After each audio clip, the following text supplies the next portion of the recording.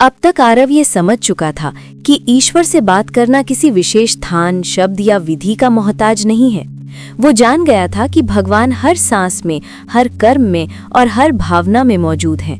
लेकिन जीवन का असली अर्थ सिर्फ स्वयं समझ लेने में नहीं होता, बल्कि उस समझ को दूसरों तक पहुंचाने में होता है। भाग 7 में आरव की यात्रा एक नए स्तर पर पहुंचती है।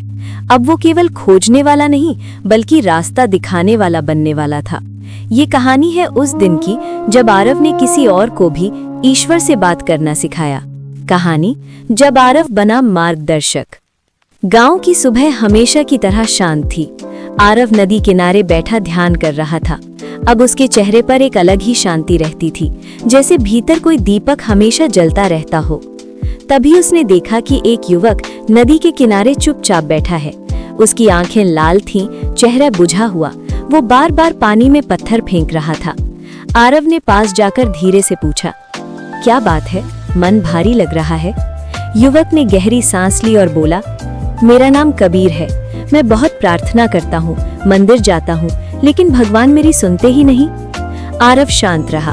उसने पहली बार महसूस किया, अब शायद यही वो पल है जब भगवान चाहते हैं कि वो बोले। कबीर का दर्द। कबीर बोला, मेरे पिता बीमार हैं। मैं रोज भगवान से बात करता हूँ, लेकिन कोई जवाब नहीं मिलता। क्या भगवान सिर्फ कुछ लोगों की सुनते हैं? क्या मैं उनके लिए इतना भी काबिल नहीं? उसकी आवाज टूट रही थी। आरव ने उसके कंधे पर हाथ रखा और पहली बार आरव ने नहीं, बल्कि भगवान ने आरव के माध्यम से बात की। आरव की सीख। आरव बोला, तू भगवान से बोलता बहुत है, लेकिन क्या तूने कभी उन्हें सुना है? कबीर चौंक गया। सुना? भगवान बोलते भी हैं? आरव मुस्कुराया, हाँ, लेकिन शब्दों में नहीं।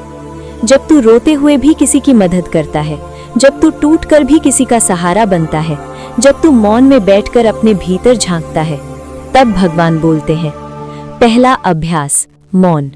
आरव कबीर को नदी किनारे बैठा देता है। आंखें बंद कर, कुछ मत मांग, बस सांसों को महसूस कर। कबीर बेचैन था, उसका मन बार बार भाग रहा था। आरव बोला, भगवान तक पहुंचने से पहले मन को शांत करना पड़ता है। कुछ देर बाद कबीर की सांसें धीमी हो गईं। उसके चेहरे पर हल्की शांति आई। उसने धीरे से कहा, मुझे ऐसा लग रहा है जैसे कोई मेरे पास बैठा हो। आरव मुस्कुराया। दूसरा अभ्यास, सेवा। आरव उसे गांव के एक बुजुर्ग के पास ले गया जो अकेले रहते थे। इनकी मदद कर, बिना ये सोचे कि बदले में क्या मिलेगा। कबीर ने पानी दिया, घर साफ किया और दवा लाकर दी। जब वो वापस लौटा, उसकी आंखें नम थीं। अजीब है, मुझे पहली बार मन हल्का लग रहा है। आरव बोला, क्योंकि तूने भगवान से बात नहीं की, तूने भगवान बनकर काम किया। कबीर का अनुभव। रात को कबीर अकेला बैठा। उसने पहली बार भगवान से कुछ नहीं कहा, बस भीतर सुना। और उसी मौन में उसे एक भाव महसूस हुआ।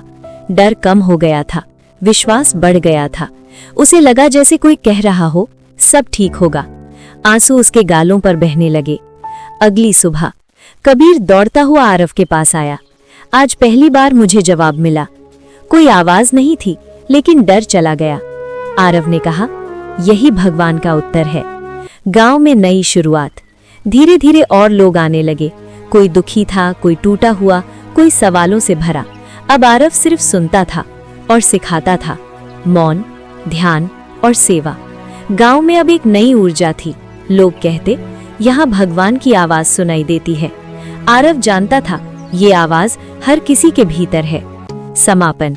उस रात आरव ने भगवान से कहा, प्रभु, अब लोग मुझे गुरु कहते हैं। अंदर से उत्तर आया, नहीं आरव, तू गुरु नहीं है, तू सिर्फ आईना है। लोग मुझसे बात करना तेरे कारण नहीं, अपने भीतर देखकर सीख रहे हैं। आरव की आंखों में शांति थी। उसने सिर झुकाया और कहा, अगर मैं किसी को अपने भीतर झांकने में मदद कर सका, तो यही मेरी सबसे बड़ी प्रार्थना है। अंतिम संदेश। ईश्वर से बात करना सीखना आसान है, लेकिन दूसरों को ये सिखा पाना सबसे बड़ी साधना है। अगर आप चाहें तो अगला भाग हो सकता है भाग 8, जब गुरु भी परीक्षा में पड़ा, जहां आरव खुद एक बड़े संदेह में गुजरेगा।